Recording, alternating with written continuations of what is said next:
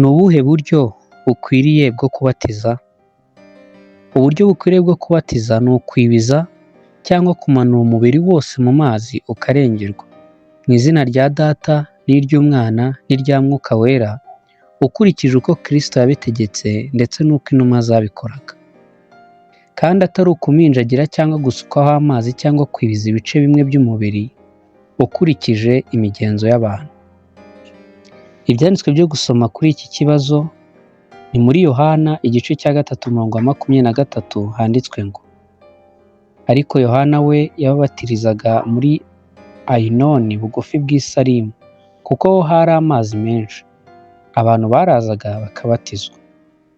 Yohana igice cya 4:1 n'uwa 2 handitswe ngo: nuko umwami Yesu amenya yuko abafarisayo bumvise ko yigisha kandi abatiza benshi arusha Yohana. Icyakora Yesu ubwe si we wabatizaga, ahubwo ni abigishwa be.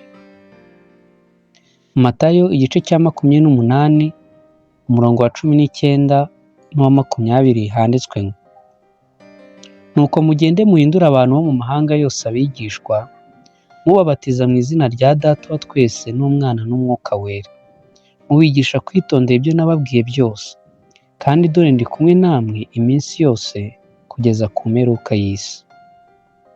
Ibyakozwe n'Intumwa igice cya 8:38 handitswe ngo: itegeka ko bahagarika igare, baramanukana bajya mu mazi bombi, Filipo n'inkone arayibatiza.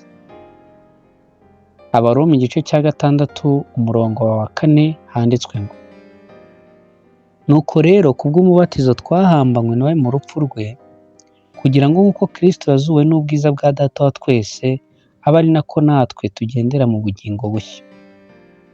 Ndetse n'Abakolosayi igice cya 2:12 handitswe ngo: kuko mwahambanywe nawe mu mubatizo, kandi nimwe mwazuranywe nawe kubwo kwizera imbaraga z'Imana yamuzuye mu bapfuye.